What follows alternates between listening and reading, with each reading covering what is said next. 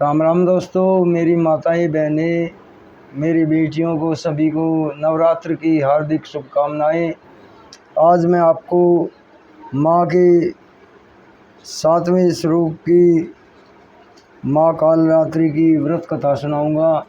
इसे सुने और माँ कालरात्रि का पूरा आशीर्वाद पाएं, आपके ऊपर पूरी कृपा करे माता। तो शुरू करते हैं। 7वां दिन माँ कालरात्रि। एक वेणी जपा कर्ण पूरा, नग्ना खरा स्थिता। लंबोष्ठी कर्णिका कणी, तैलाभ्यक्त शरीरणी। वाम पादोल सल्लोहल ताकंठक भूषणा। वर्धन मूर्ध ध्वजा, कृष्णा कालरात्रिर्भया करी। माँ दुर्गा के 7वें स्वरूप को कालरात्रि कहा जाता है। माँ कालरात्रि का स्वरूप देखने में अत्यंत भयानक है, लेकिन ये सदैव शुभ फल देने वाली मानी जाती हैं। इसलिए इन्हें शुभंगरी भी कहा जाता है। दुर्गा पूजा के सप्तम दिन 7वें दिन माँ कालरात्रि की पूजा का विधान है। इस दिन साधक का मन सहस्रार चक्र में स्थित रहता है। उसके लिए ब्रह्मांड की समस्त सिद्धियों के द्वार खोलने लगते हैं। इस चक्र में स्थित साधक का मन पूर्णतः माँ कालरात्रि के स्वरूप में अवस्थित रहता है। माँ कालरात्रि दुष्टों का विनाश एवं ग्रह बाधाओं को दूर करने वाली है, जिससे साधक भयमुक्त हो जाता है। जय माता दी। ओम ऋषि बोले, दैत्यराज शुंभ के मारे जाने पर इंद्रादि देवता अग्नि को आगे करके कात्यायनी देवी की स्तुति करने लगे। उस समय अभीष्ट की प्राप्ति के कारण उनके मुख खिले हुए थे। देवता बोले, हे शरणागतों के दुख हरने वाली देवी, तुम प्रसन्न हो जाओ। विश्वेश्वरी, तुम विश्व की रक्षा करो, क्योंकि तुम इस चर असर विश्व की अधीश्वरी हो। हे देवी, आप संपूर्ण विश्व की आधार रूप हो, क्योंकि आप पृथ्वी रूप में भी स्थित हो और अत्यंत पराक्रम करने वाली देवी हो। आप ही जल रूप में स्थित होकर संपूर्ण संसार को तृप्त करती हो। हे देवी, आप विष्णु की शक्ति हो, विश्व की बीज परम माया हो और अपने ही इस समस्त संसार को मोहित कर रखा है। आप ही प्रसन्न होने पर इस पृथ्वी पर युक्तियाँ प्राप्त कराती हो। हे देवी, संपूर्ण विद्या में आपके ही भिन्न भिन्न स्वरूप हैं। इस संसार में जितनी महिलाएं हैं, वे सब आपकी ही मूर्तियाँ हैं। एकमात्र आपने ही इस संसार को व्याप्त कर रखा है। आपकी स्तुति किस प्रकार हो सकती है? आप तो स्तवन करने योग्य पदार्थों से परे एवं परावाणी है। आप परम बुद्धि स्वरूप और संपूर्ण प्राणी रूप स्वर्ग और मुक्ति देने वाली हो। अतः इसी रूप में आपकी स्तुति की गई है। आपकी स्तुति के लिए इससे बढ़कर और क्या मुक्ति माँ हो सकती है। संपूर्ण जनों के हृदय में बुद्धि रूप होकर निवास करने वाली, स्वर्ग तथा मोक्ष प्रदान करने वाली नारायणी देवी, आपको नमस्कार है। कला काष्ठ आदि रूप से अवस्थाओं को परिवर्तन की ओर ले जाने वाली तथा प्राणियों का अंत करने वाली नारायणी, तुमको नमस्कार है। हे नारायणी, संपूर्ण मंगलों के मंगल रूप वाली, हे शिवे, हे संपूर्ण प्रयोजनों को सिद्ध करने वाली, हे शरणागत वत्सला, 3 नेत्रों वाली गौरी, आपको नमस्कार करते हैं। सृष्टि स्थित तथा संहार की शक्ति भूता सनातनी देवी, गुणों का आधार तथा सर्व सुखमयी नारायणी, आपको नमस्कार है। हे शरण में आए हुए शरणागतों, दीन दुखियों की रक्षा में तत्पर, संपूर्ण पीड़ाओं को हरने वाली नारायणी, आपको हमारा नमस्कार है। हे नारायणी, आप ब्रह्माणी का रूप धारण करके हंसों से जुड़े हुए विमान पर बैठती हो तथा कुछ से अभिमंत्रित जल छिड़कती रहती हो, आपको नमस्कार है। हे माहेश्वरी, रूप में त्रिशूल, चंद्रमा और सर्पों को धारण करने वाली, हे मास वृषभ वाहन वाली नारायणी, आपको नमस्कार है। मोरों तथा मुर्गों से घिरी रहने वाली महाशक्ति को धारण करने वाली, कौमारी रूप धारिणी निष्पाप नारायणी, आपको हम सब देवता नमस्कार करते हैं। हे शंख चक्र गदा और शार्क धनुष धारण करने वाली वैष्णवी शक्ति स्वरूपा नारायणी, आप हम पर प्रसन्न हो जाओ, आपको नमस्कार है।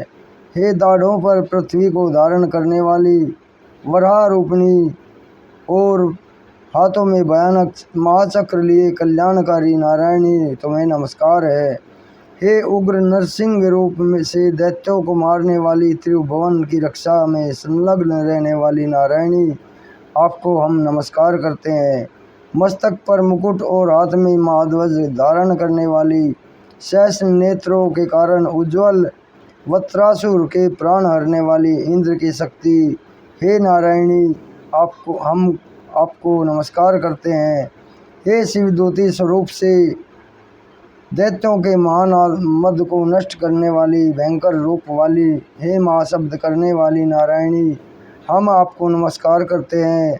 दाढ़ों के कारण विकराल मुख वाली, मुंडमाला से विभूषित मुंड मर्दिनी चामुंडा नारायणी, आपको हम नमस्कार करते हैं। हे लक्ष्मी लज्जा महाविद्या श्रद्धा पुष्टि स्वधा ध्रुवा महारात्रि तथा महाविद्या रूपा नारायणी, आपको हम सब नमस्कार करते हैं। हे मेधा सरस्वती सर्वोत्कृष्ट, हे ऐश्वर्य रूपिणी पार्वती महाकाली नियता तथा ईश्वर रूपिणी नारायणी, हम आपको नमस्कार करते हैं। हे सर्वरूप सर्वेश्वरी सर्वशक्ति युक्त देवी, हमारी भय से रक्षा करो, आपको नमस्कार है। हे कात्यायनी तीनों नेत्रों से विभूषित आपका सौम्य मुख सब तरह के डरों से भी हमारी रक्षा करे, आपको नमस्कार है। हे भद्रकाली ज्वालाओं के समान भयंकर अति उग्र वाली एवं संपूर्ण असुरों को नष्ट करने वाली, तुम्हारा त्रिशूल हमें भय से बचाए, आपको नमस्कार है। हे देवी, जो अपने शब्द से इस संसार को पूरित करके दैत्यों के तेज को नष्ट करता है, वह आपका घंटा इस प्रकार हमारी रक्षा करे जैसे माता अपनी संतान की रक्षा करती है, आपको नमस्कार है। हे चंडिका, असुरों के रक्त और चर्बी से चर्चित जो आपकी तलवार है, वह हमारा मंगल करे, हम आपको नमस्कार करते हैं। हे देवी, जब आप प्रसन्न होती हो तो संपूर्ण रोगों को नष्ट कर देती हो, अब जब रुष्ट हो जाती हो तो संपूर्ण वांछित कामनाओं को नष्ट कर देती हो, और जो प्राणी शरण में आते हैं उन पर कभी विपत्ति नहीं आने देती, बल्कि तुम्हारी शरण में आए हुए मनुष्य दूसरों को आश्रय देने योग्य हो जाते हैं।